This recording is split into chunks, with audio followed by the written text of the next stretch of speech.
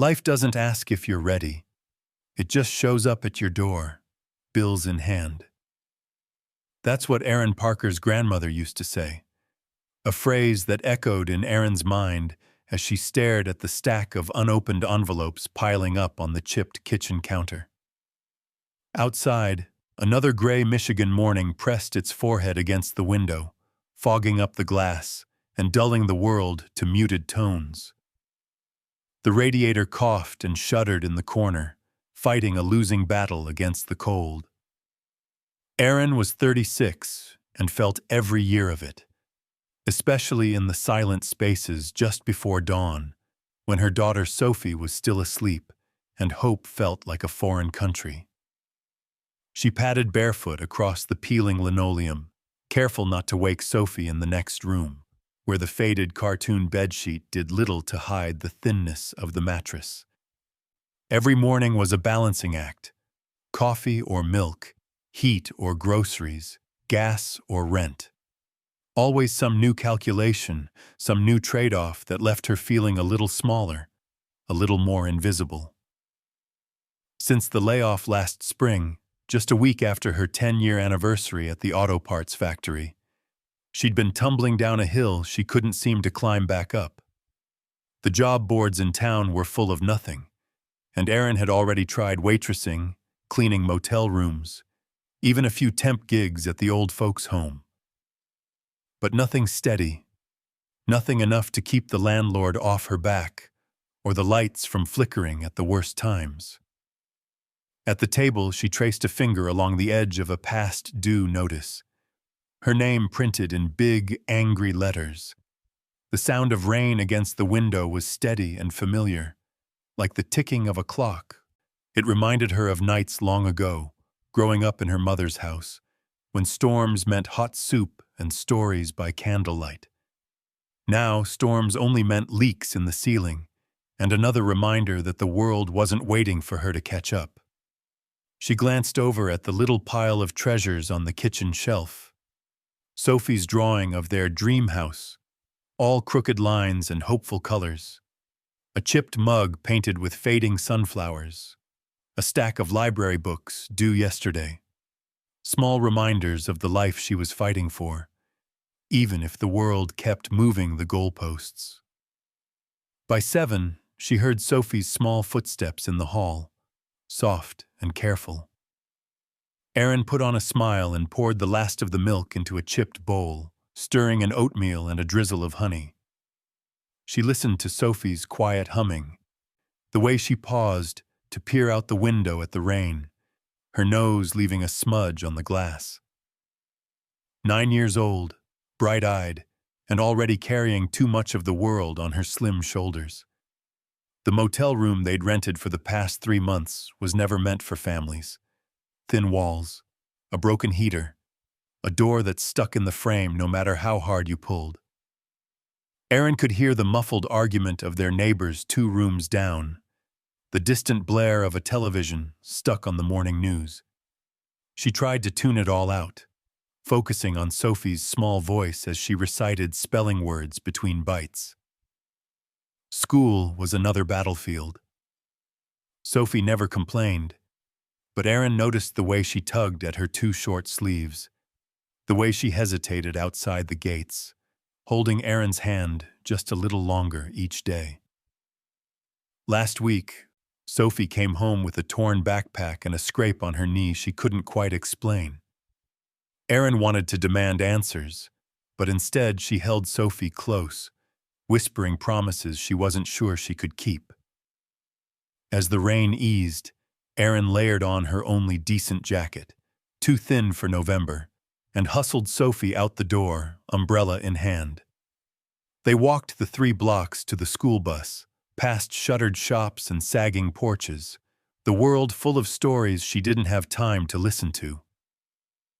At the corner, Mrs. Callahan, their landlady, watched from her porch, arms crossed, eyes hard. Aaron offered a tight smile, feeling the weight of unspoken threats.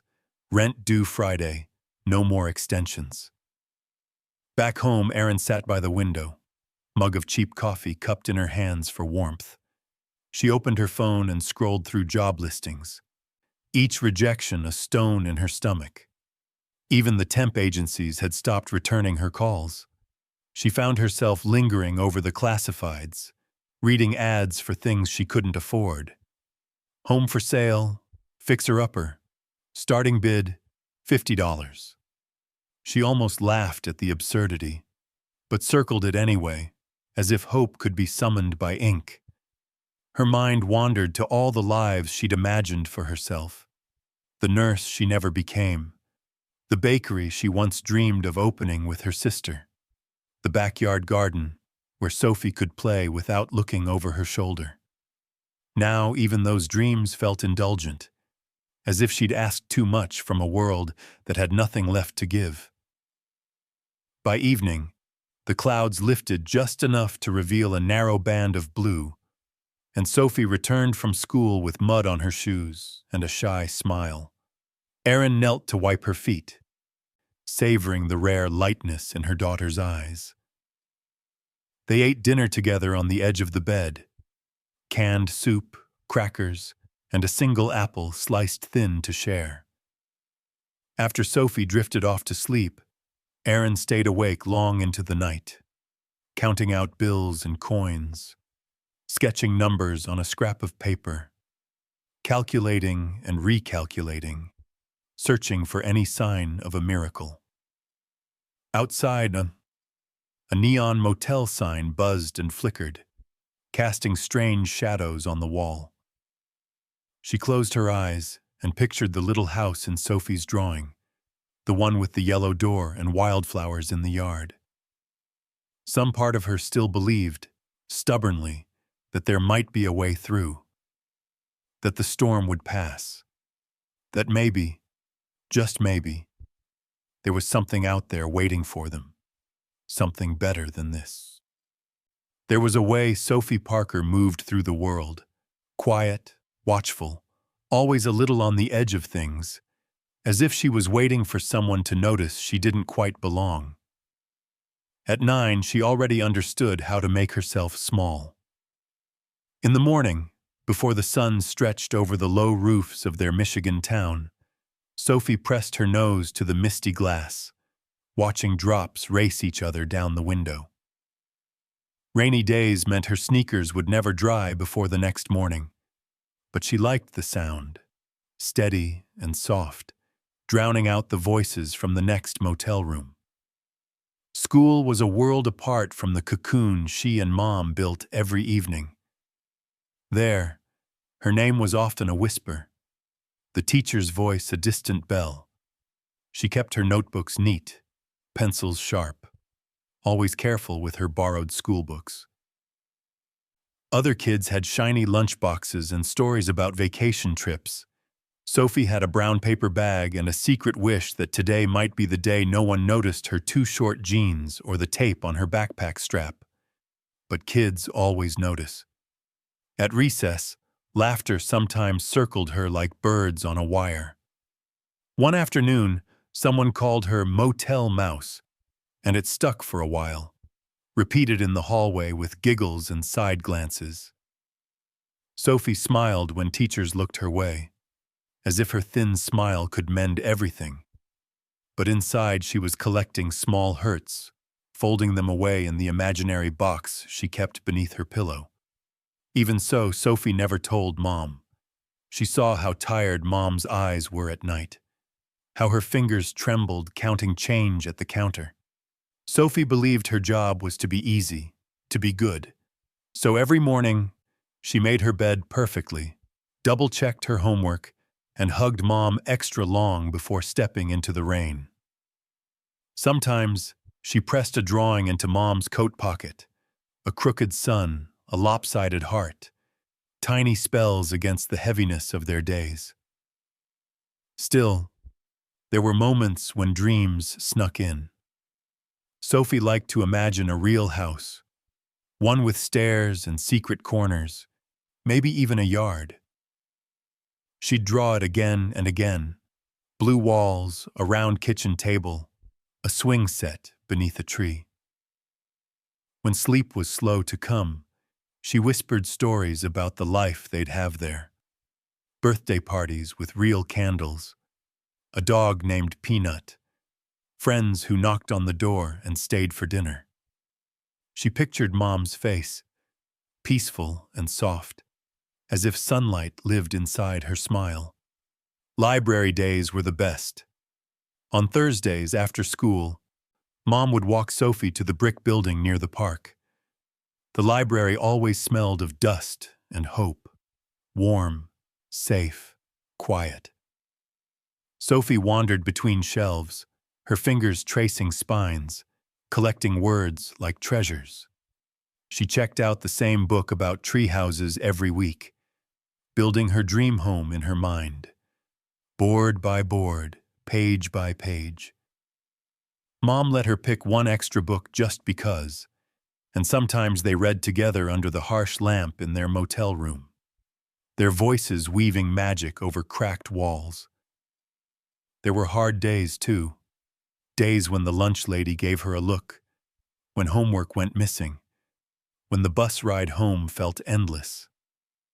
Sophie tried not to mind. She counted good things on her fingers. Warm oatmeal, the way Mom squeezed her hand at crosswalks, the old mug with faded sunflowers, a surprise donut on Fridays if there was enough spare change. But there was one thing she wished for more than anything: for Mom to rest, to not worry so much. Sometimes at night, she'd hear Mom whispering to herself, worry trailing every word, and Sophie would squeeze her eyes shut, wishing she could fix it. She wished she was bigger, older, strong enough to help. Instead, she drew her dreams and tucked them under the pillow, hoping wishes could travel on paper. In her secret heart, Sophie held on to hope the way some kids held on to lucky pennies. Hope that one day, things would change.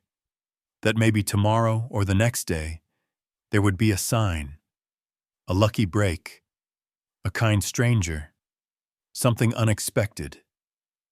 She watched for it everywhere. In the glint of sun on the sidewalk, the smile of the librarian, the softness of her mother's voice as she said goodnight. Every night, she whispered the same wish into the dark, believing, as only a child can, that sometimes the world listens. Aaron never planned to gamble. Risk was for other people, people who could afford to lose. But some days, life corners you so tightly that a roll of the dice feels like the only door left open. It started with a flyer she found, limp and rain-spotted, taped to the laundromat wall between lost dog posters and cheap car ads. Government auction, abandoned properties, fixer-uppers, starting at $50. She almost laughed. The sum so small it was almost an insult, but something about it snagged at her. The way the paper fluttered in the draft, a chance hanging by a thread. That night, while Sophie finished her math homework, Aaron traced the address with a pen, thinking of all the ways a dream could go wrong. The day of the auction, she left Sophie with their neighbor for an hour, Mrs. Kim, who smelled like lavender soap and spoke in a hush, as if her own walls could listen. The auction was in a drafty municipal hall, full of men in work boots and women with sharp eyes. Erin felt out of place, her second-hand jacket too thin against the room's chill, her hands cold and damp as she clutched her purse. Rows of folding chairs scraped the floor, echoing in the wide, fluorescent-lit room. The air was thick with a quiet desperation, the kind you notice if you've lived near the edge for a while. Some bidders exchanged knowing glances, old hands at this game. Erin spotted a few, their stacks of papers and confident nods marking them as regulars. She tried to disappear into her seat, her heart pounding so hard she could barely hear the auctioneer. Lot after lot came and went, Run-down trailers, burned-out duplexes, parcels of land too rocky to plant. Aaron nearly gave up. Then they called the next property. Small cabin, Birch Hollow Road. Minimum bid, $50. The image projected on the wall showed a slumping cabin, half swallowed by trees, windows boarded, the porch sagging like a mouth mid-sigh. Something about it, the crooked roof, the wildness around it, pulled at Aaron's chest. The room grew quieter. No one raised a hand at first. The auctioneer called again, louder. Opening bid, $50! Erin's hand moved, almost on its own. She heard her own voice, thin but steady. 50.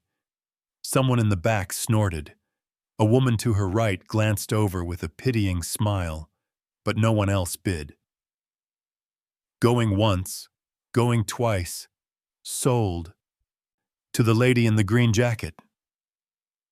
A thin gavel cracked against the podium, and that was it. Erin blinked, half waiting for someone to stop her, to say there'd been a mistake. But the paperwork appeared in front of her. Forms in triplicate. A set of old keys in a worn envelope. The property was hers, for the price of a week's groceries. On the walk home, a storm broke. Erin hurried down cracked sidewalks, feeling both lighter and heavier than she had in months. The future had shifted, sharp and uncertain. She was terrified to tell Sophie, afraid the cabin would be a letdown, or worse, a disaster. But hope has a way of making itself known, even when you try to keep it quiet. Back at the motel, Sophie met her at the door, eyes wide. "Where'd you go, Mom?" Erin hesitated, then pulled Sophie into her lap, the old key cool and weighty in her palm. "I bought us a house," she said, barely above a whisper. She waited for the right words, but they didn't come. Instead, she opened the envelope and let Sophie hold the key. For a moment, the world stilled. Sophie's eyes filled with something Erin hadn't seen in a long time. Real, unguarded hope. They celebrated with a cheap pizza, giggling over the burnt crust, the key between them on the table. That night, Sophie drew their new house in the glow of the motel lamp, giving it yellow shutters and a garden full of sunflowers. Erin traced the outline, her own hands shaking, wondering if she'd just rescued them or made everything worse. The next morning, they caught a ride with Mrs. Kim, the car packed with boxes and trash bags full of everything they owned. As the car rattled out of town, Erin watched the motel shrink in the rearview mirror, heart a wild mix of relief and dread. Birch Hollow Road wound through stands of bare birch trees, silver bark peeling in the wind. When the cabin finally appeared, a small, weathered shape crouched beneath tangled branches. Sophie gasped. The place looked even rougher than the photograph. Shingles missing, a porch half collapsed, weeds tall as Sophie's knees. The mailbox hung open, mouth agape. Sophie held the key like a talisman. Erin hesitated, her courage trembling. But Sophie was already halfway up the walk, face bright with possibility. "Come on, Mom! It's ours!" Erin stepped forward, shoulders squared. Whatever waited inside, she would face it, not just for herself, but for Sophie, who had never stopped believing in magic, even when the world made it hard to find. As the front door creaked open, dust swirled in the narrow beam of sunlight. Erin smiled, a small, quiet smile, and stepped into the unknown, carrying all their hope inside. The first step inside the cabin was like entering a memory someone else had left behind. Erin paused in the open doorway, breathing in the layered scents of old wood, dust, and something faintly metallic. Light streamed in through holes in the roof, painting odd shapes across the warped floorboards. The silence inside was heavy, interrupted only by the distant caw of a crow and the slow drip of water from somewhere unseen. Sophie slipped past her, wide-eyed and trembling with excitement, her sneakers leaving prints in the dust. She moved through the main room, fingers brushing across a fireplace crowded with soot and crumbling stone. Aaron followed slowly, taking in the peeling wallpaper, the piles of broken furniture, the way every corner seemed to hold its breath. For a moment, the reality of what she'd done pressed in. This was no warm refuge, no instant happy ending. There were spiderwebs in the cabinets, broken glass on the counter, the skeleton of a mouse curled in the back of a cupboard. Aaron found a broom and started sweeping, pushing old dirt and dead leaves into a pile near the door. It was hard work, but something about the rhythm, brush, sweep, gather, gave her a fragile sense of purpose. By midday, Sophie had turned her attention to the corners of the room, poking at anything that looked unusual. She discovered an old rocking chair missing a leg, a dusty box of yellowed newspapers, and a tin can full of bent nails. Every find was greeted with the reverence of a treasure hunter. When Aaron tried the faucet in the tiny kitchen, only a reluctant sputter came out, brown and sour-smelling. The bathroom wasn't much better. A cracked sink, a toilet covered in stains, a mirror cloudy with age. Still, there was a sense of possibility, even here. Erin told herself that all homes had to start somewhere.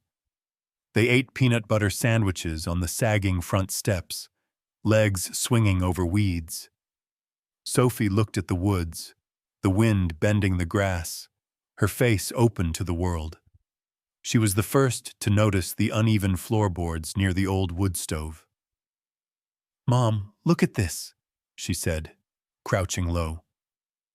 There, where the boards dipped, was a faint outline, almost invisible beneath the dust. Curiosity overtook caution. Together, they pried up the loose plank, revealing a shallow space beneath. Sophie reached in, her fingers curling around something cold and solid, a small metal box, tarnished and locked. For a second, neither spoke. Then Sophie held it up, her face glowing with anticipation. Inside the box, they found a bundle of papers tied with a leather string, old blueprints, neat lines and strange symbols, and a handful of notes scrawled in careful handwriting. Aaron squinted at the blueprints, trying to make sense of the neat technical drawings. There were diagrams of wires, a strange coil, and what looked like a miniature generator. The notes mentioned energy output, self-sustaining cells, and something about clean conversion. "Is it a game?" Sophie whispered, tracing a finger over the faded lines. "I'm not sure," Aaron replied, a small thrill flickering in her chest. It felt like the beginning of a story. That night, after a long day of cleaning and sorting, they unrolled their sleeping bags in the main room. Rain tapped at the roof, and every gust of wind made the walls creak. Sophie fell asleep holding the box, the blueprints tucked beneath her pillow like a secret. Aaron lay awake, listening to the sounds of the old house, strange pops and sighs, the gentle patter of rain, and sometimes the low hum of something she couldn't explain. Just as sleep began to settle over her, a flicker of light danced across the far wall. At first, she thought it was a trick of the moon, but it grew brighter, pulsing softly, and then, just as suddenly, vanished. Aaron sat up, heart pounding, eyes wide in the dark. She listened, straining to hear more, but only silence answered. She told herself it was nothing, a faulty wire, maybe a reflection. Yet she couldn't shake the feeling that something was waiting here, woven deep into the cabin's bones. That night, she dreamed of blueprints and spinning lights, of voices whispering secrets just out of reach. In the morning, Sophie woke early, already studying the mysterious papers with a flashlight balanced on her knees. She grinned up at Aaron, her face smudged with hope. "Can we figure out what it means?" she asked.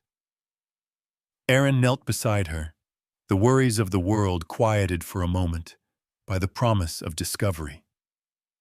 For the first time in a long while, she felt not just fear or desperation, but a spark of real possibility. There was something here, something left behind, waiting for them to find it. And in that dusty morning light, surrounded by broken things and hidden wonders, Aaron Parker decided, whatever this secret was, she and Sophie would face it together. Morning sunlight crept across the cabin floor, painting gold stripes on the jumble of blankets where Sophie slept. Aaron rose early, her muscles aching from a night spent on wooden planks, her mind still haunted by flickers of light and the tangled blueprints Sophie had rescued from beneath the floorboards. The cabin was colder than usual, as if it too was holding its breath, waiting for something to happen. Sophie was already awake, propped up with a pencil tucked behind her ear, studying the technical drawings with furrowed brows. She had always loved puzzles, crosswords, jigsaws, even the tangle of wires behind the motel's old television. Now she pored over the blueprints as if decoding a secret language. Her flashlight flickered, casting shadows over diagrams labeled inductive loop, phase modulator, and cell array. "Mom, look at this," Sophie whispered, as Aaron boiled water on the battered camp stove. "See these lines? I think they show how to connect everything." She pointed to a series of arrows and strange symbols. "It's like instructions, sort of." Aaron leaned over, her coffee forgotten, and followed Sophie's finger. It was true. Under the dust and faded ink, the pages seemed to tell a story. Wires ran through the outline of a small house, connecting circles and squares that looked like batteries and gears. Notes in the margins referenced things Aaron remembered from high school science: sustainable current, self-charging circuit, no external power required. They spent the day exploring the cabin, armed with a flashlight, a flathead screwdriver, and Sophie's endless curiosity. Each time they opened a cupboard or nudged aside a piece of broken furniture, they found clues: a spool of copper wire, a cracked voltmeter, a box of screws neatly sorted by size. Behind a pile of firewood, Sophie discovered a small metal hatch almost hidden by dust. Together, they pried it open, revealing a shallow space lined with insulation and mysterious switches. The air inside felt different, cooler, somehow charged. Sophie ran her hands along the walls, searching for anything out of place. She found a narrow slit at the base of the far wall, just wide enough to fit her fingers. With a gentle tug, a hidden panel swung open to reveal a compartment filled with tangled wires and a tarnished metal cylinder. There was a hush between them as Sophie lifted it free, a generator of some kind, heavy for its size, humming softly even though it wasn't plugged into anything. Aaron was cautious, but Sophie's wonder was contagious. "What if it's part of the system in the drawings?" Sophie asked, holding the device as if it might float away. She turned it over and found a name etched in the metal: W. Beckett. As the day wore on, they cleared more space in the cabin, stacking debris by the door, sweeping dust into the sunlight. Sophie set up a makeshift workbench with the blueprints spread wide, each scrap of information pieced together like a map to buried treasure. Aaron handled the practical repairs, patching leaks, taping over broken windows, learning the strange language of the cabin's wiring. When the sun dipped low, casting the woods outside into shadow, Aaron and Sophie took a break on the porch. Sophie cradled the generator in her lap, her feet swinging over the side. The air was crisp, the scent of leaves and damp earth rising as the light faded. Aaron listened to the forest's slow music, wind in the branches, a far-off woodpecker, the hush of a world just waking up to them. But as darkness settled, the house itself seemed to respond. Strange clicks and low hums echoed from the walls, as if the cabin's bones were restless. Flickers of light danced behind the old fuse box, and Aaron caught glimpses of movement in the corners of her eye. She told herself it was just the wind, the way an old house settles into the night. But Sophie, eyes wide and shining, whispered, "I think it wants us to find something." Together, they returned inside, following the threads of their new mystery. By the glow of their lantern, they matched each blueprint to something real. Wires leading into walls, dials hidden behind panels, copper coils tucked beneath the floorboards.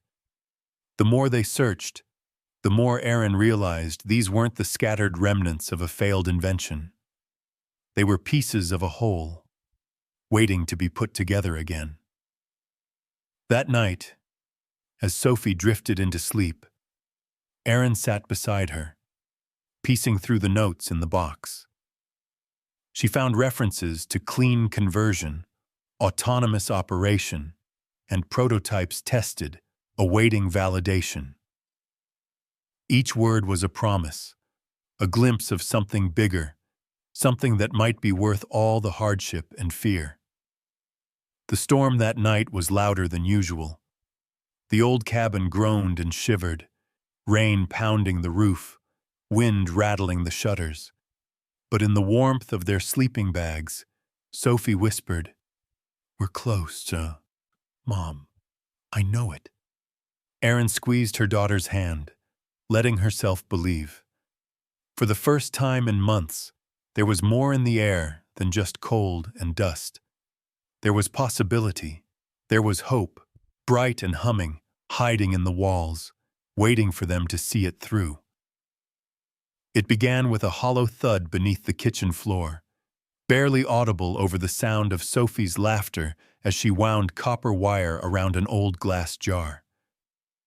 Aaron had been searching for a missing screw under the stove when her palm landed on a wooden knot, looser than the others, warmer to the touch. She pressed again. The board shifted, a gentle pop echoing in the quiet. "Mom?" Sophie's voice wavered, curiosity and caution mixing in her tone. Aaron motioned for her to stay back. She pried the board loose, revealing a dark, narrow gap beneath. The air that rushed out was cool and dry, carrying a faint tang of ozone and machine oil. Dust floated up in delicate swirls, catching in the sunbeams. Sophie knelt beside her, their heads nearly touching as they peered into the shadow. Beneath the kitchen was a ladder, old but sturdy, disappearing into darkness. For a moment, Aaron hesitated, her heart thumping in her chest. But Sophie was already reaching for the lantern, her small hand trembling with anticipation. "Let's go," she whispered, voice steady. One rung at a time, they descended. The air grew colder, each step creaking under their weight. At the bottom, the lantern's glow revealed a cramped tunnel, just high enough to crouch walk. Sophie's breath puffed in little clouds as they made their way forward, the walls lined with rough planks, the floor damp underfoot. The tunnel opened suddenly into a room that felt both ancient and impossibly modern. Workbenches lined the walls, crowded with tools, circuits, and metal parts. Shelves sagged under the weight of dusty binders, strange gadgets, and jars filled with copper coils. Wires snaked along the ceiling, connecting humming devices to a battered control panel glowing faint green in the gloom. In the center, a desk was littered with notebooks, their spines cracked from years of use. Above it hung a faded photograph, a man with kind eyes, holding a little girl in his arms. The smile was familiar in a way Aaron couldn't place. Sophie's flashlight beam landed on a metal cabinet bolted to the far wall.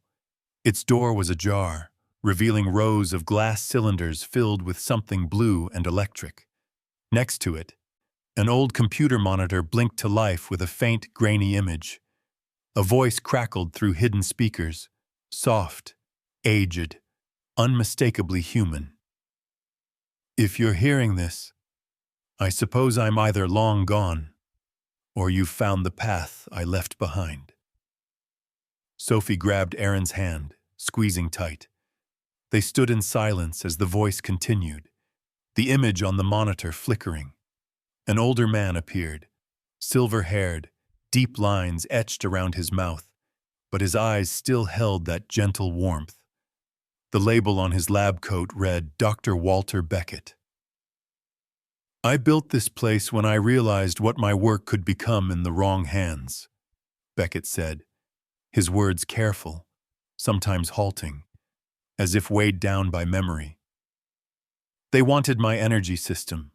They wanted control, money, power, all the usual things. I wanted something else, a better world. Something my own daughter might have grown up in." Aaron's breath caught.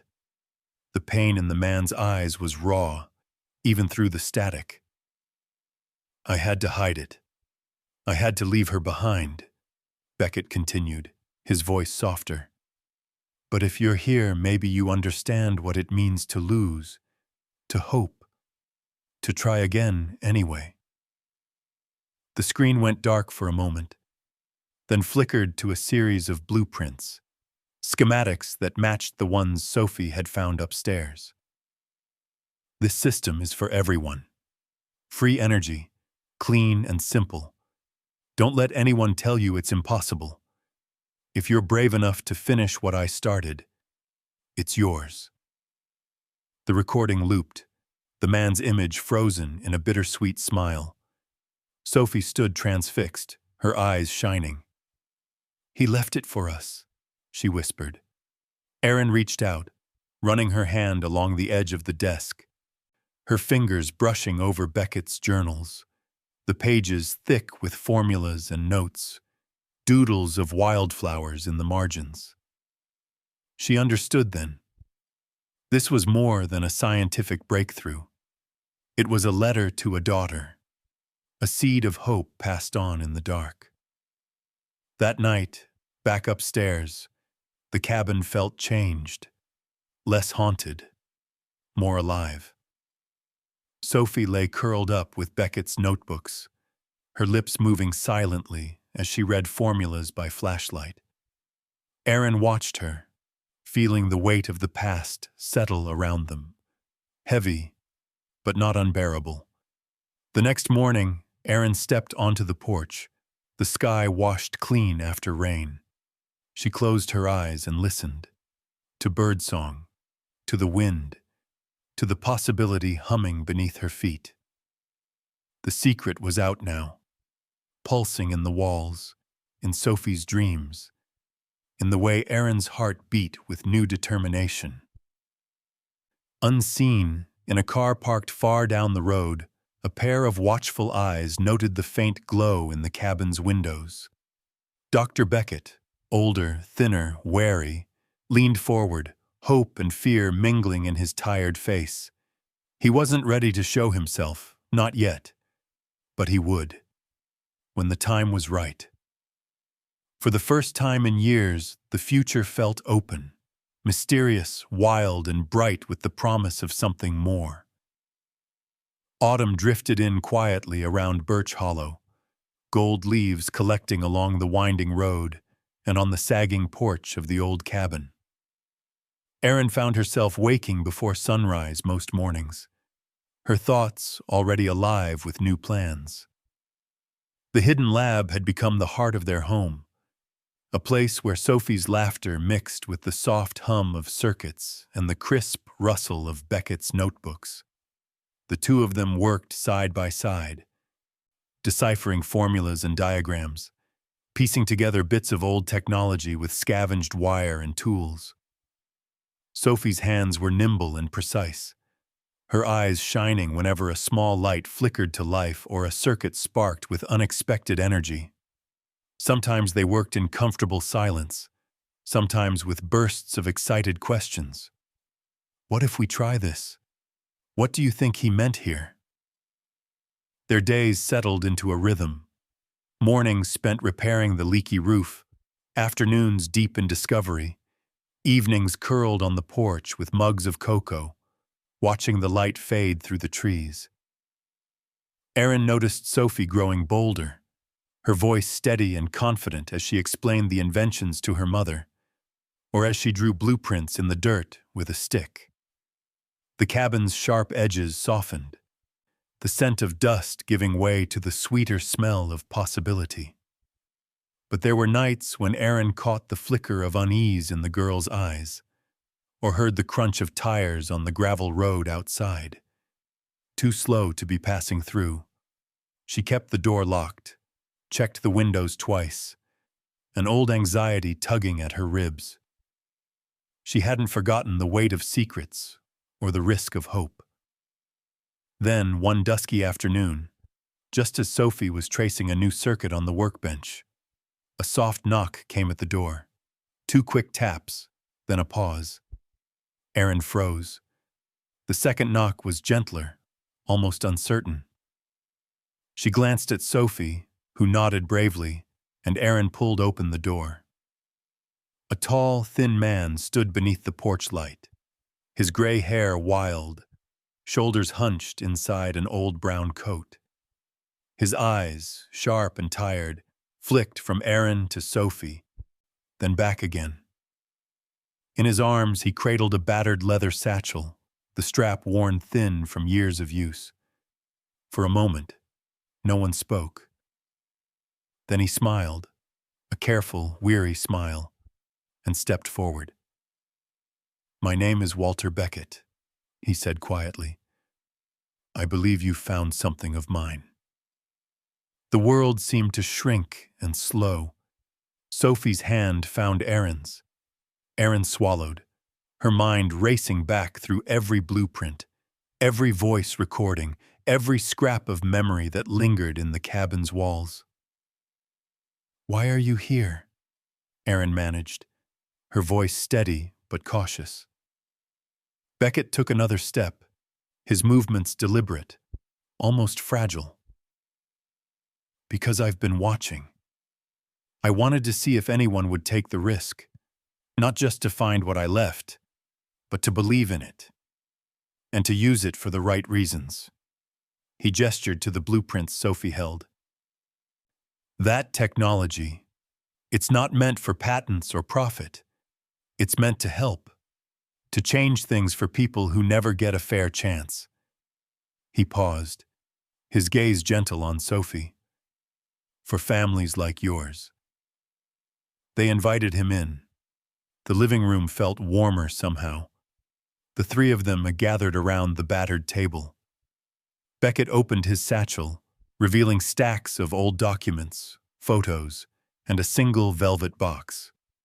He explained his story, how he'd developed the energy system years ago, hoping it would power small towns and forgotten communities, how government officials and corporations had tried to buy him out, how he'd gone underground rather than let his invention become another tool for greed. "I watched my own daughter grow up in the shadows of those decisions," he said quietly, his eyes never leaving Sophie's. "I can't undo that. But I can choose what happens next." He slid the velvet box across the table. Inside was a heavy silver key, etched with intricate lines, and a letter bearing Erin's name. "If you're willing," Beckett said, "I want you both to have this. My inventions, my notes, the legal rights, and a trust fund I set aside long ago. Use it however you see fit, but promise me you'll use it for good, for your community, not for profit or for power." Erin stared at the key, her hands trembling. She thought of every closed door, every desperate night spent wishing for a sign, every moment she had nearly given up. Sophie squeezed her arm, hope bright in her face. Beckett's offer hung between them, more real and terrifying than any hardship they'd survived. A future rewritten, not just for them, but for anyone who needed a second chance. Erin took a slow breath, looking at Sophie, then at Beckett, who had risked everything to believe in the goodness of strangers. In that moment, she knew there was only one answer. She closed her fingers around the key, her voice steady for the first time in years. "We promise." Outside, dusk deepened, and for the first time, the little cabin glowed with light, not just from invention, but from something stronger, trust, and the courage to build something new. The first frost came early, coating the grass around the cabin in a brittle white shimmer. Erin pulled Sophie's coat tighter and handed her a scarf, watching her daughter's breath billow in the air as they waited by the mailbox. There was a new sense of gravity to their days now, a delicate blend of excitement and uncertainty, as if their every step might leave a mark on history. And Walter Beckett had become a quiet fixture at the cabin, sleeping in his car down the road, but joining them each morning with thermoses of strong black coffee and a worn satchel stuffed with documents. He guided them through the labyrinth of legal transfer, speaking with the patience of someone who'd been waiting a lifetime for this chapter. The legal hurdles, as it turned out, were higher than Erin ever imagined. Patent offices, notary seals, endless calls to banks and law firms, each step shadowed by questions. Was it safe to trust? Would someone try to take it all away? Walter's inventions were not just a stack of blueprints. They were a ticket to something bigger, and the world had never been kind to women like Erin who dared to claim their share.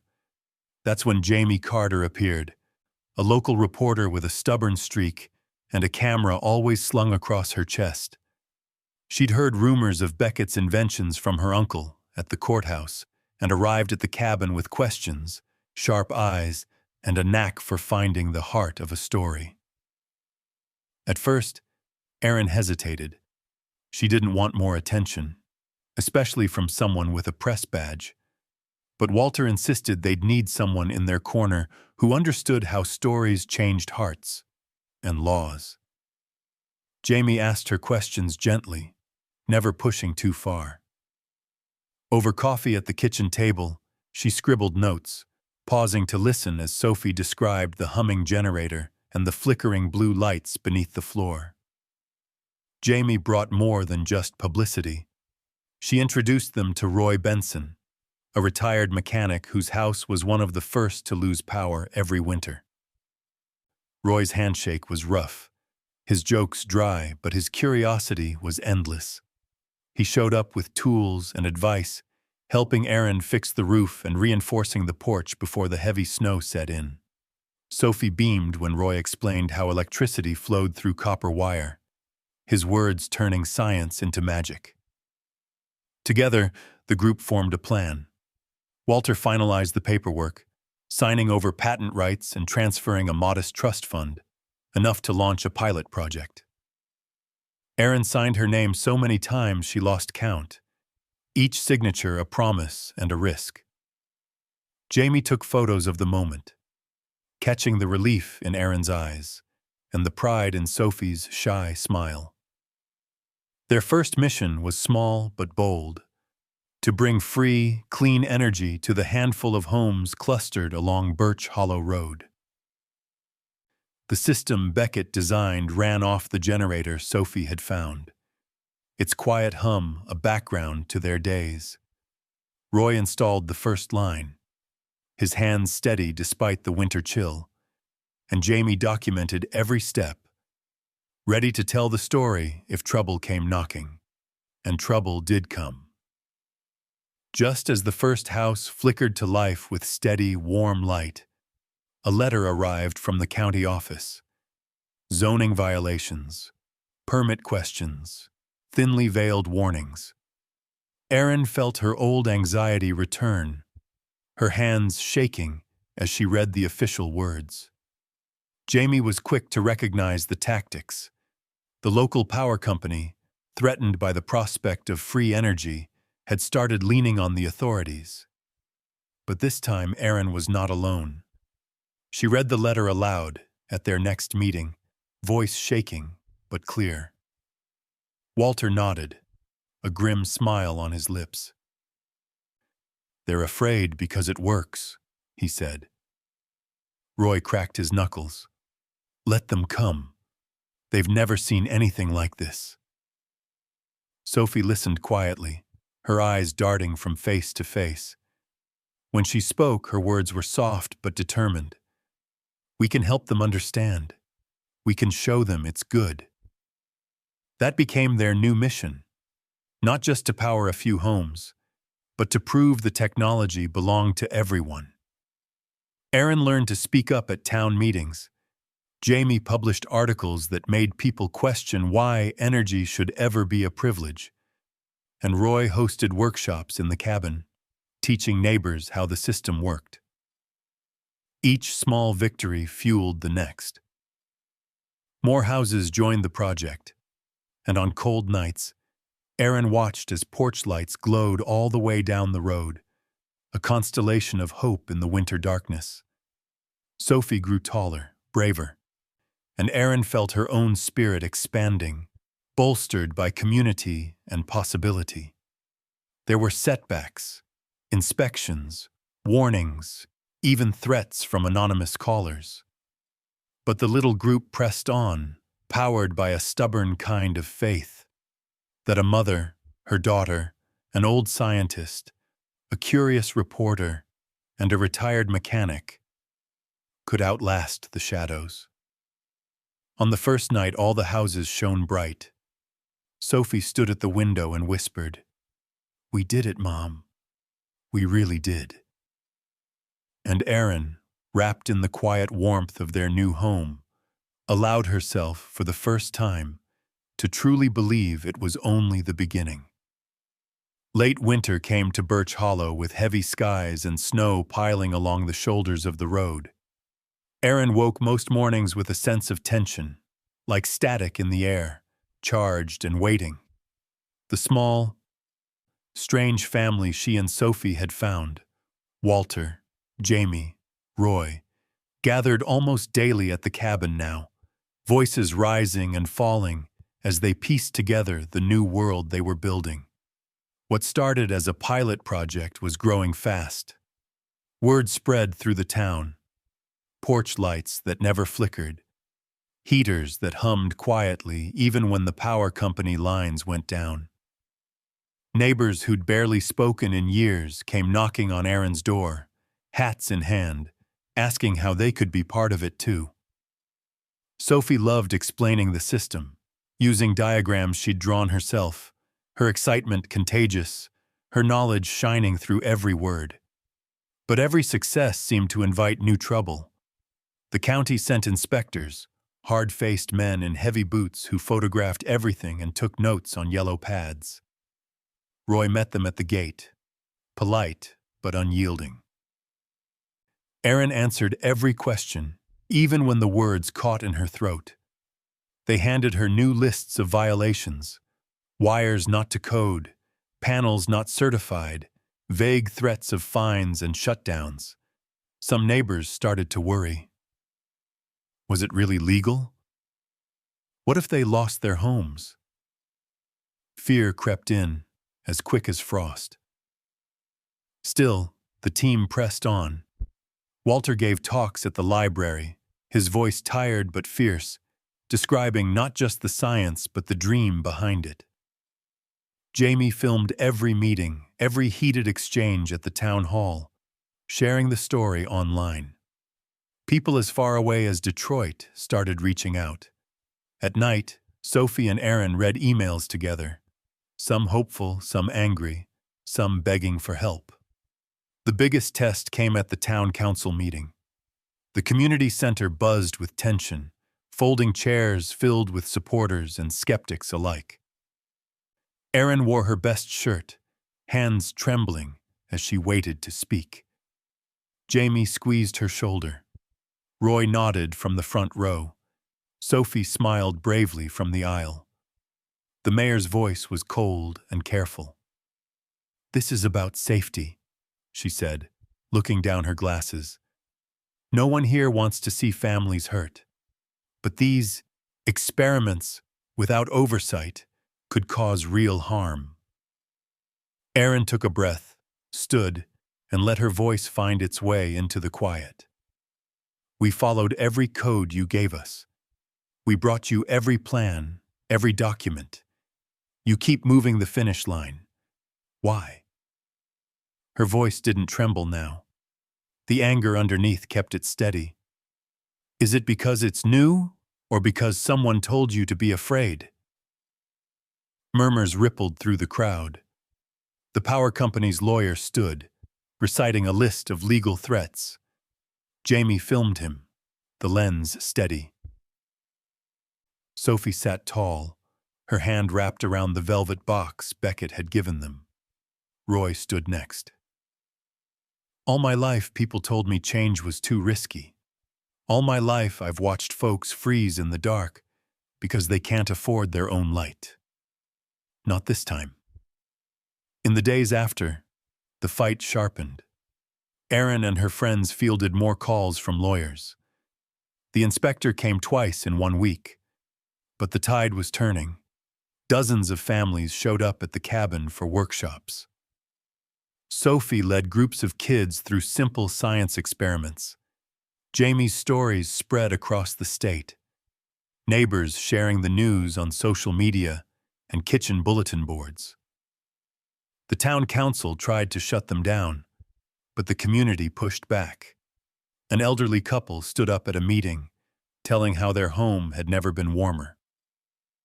A single dad described being able to keep his kids fed because his energy bill had shrunk to nothing. Even skeptics began to ask questions, wanting to see for themselves. Through it all, Erin kept learning. She memorized building codes, drafted letters, organized teams. She learned how to speak up, how to listen, how to carry the hopes of a crowd without losing her own voice. She taught Sophie how to stand her ground, not with anger, but with knowledge and care. And the work grew. More houses joined the grid. The cabin's lab became a community classroom, the hum of invention never far from the door. On cold nights, Erin stood at the window, watching lights glow across the valley, every one a quiet rebellion against the way things had always been. In moments of doubt, she remembered Beckett's words, "Don't let anyone tell you it's impossible." She repeated them to Sophie, to Roy, to anyone who asked why they kept going. The road was hard, but the path was clear. Birch Hollow was changing, one wire, one neighbor, one voice at a time. The first hint of spring crept across Birch Hollow on a quiet morning, ice shrinking back from the tree roots, birdsong testing the air, thin sunlight slipping through the cloud breaks.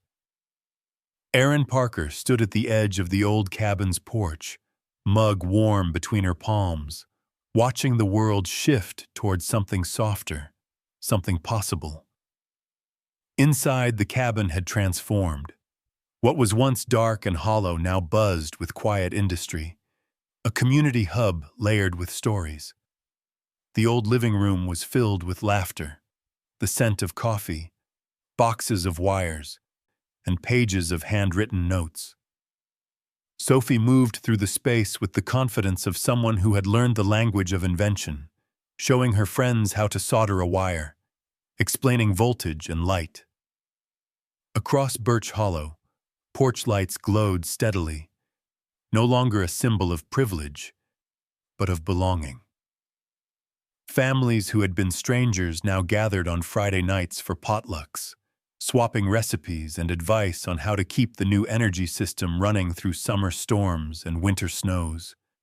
Even those who doubted the project came by to see the miracle up close, finding their skepticism melting away beneath warm lights and neighborly smiles.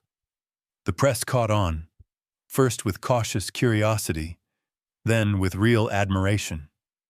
Jamie's stories were picked up by stations in Detroit and Chicago.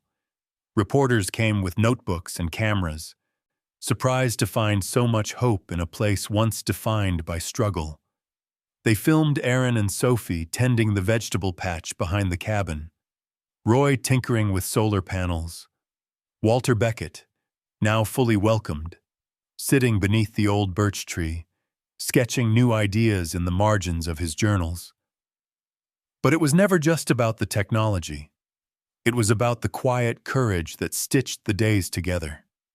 Aaron's persistence at every town meeting, Sophie's kindness to children who'd once teased her, Roy's steady presence whenever something broke down. The Energy Project inspired nearby towns to ask for help, and soon Birch Hollow was sending volunteers, sharing plans, teaching what they'd learned. Every time another street flickered to life, Sophie marked it on her map with a gold star, each one a small declaration that the future could be rewritten by ordinary hands. There were losses along the way. The county office tried, one last time, to stall their progress. A new wave of paperwork, a final hearing. But by then, Birch Hollow was united. At the hearing, dozens of neighbors crowded the steps, holding signs and lanterns. Erin stood before the officials, steady and clear, speaking not just for herself, but for every person who'd found hope in the light. The project was approved that afternoon. No more threats, no more fear. Erin hugged Sophie, laughter catching in her throat, her worries slipping away like snow in sunlight. With spring in full bloom, the once-abandoned cabin took on new life.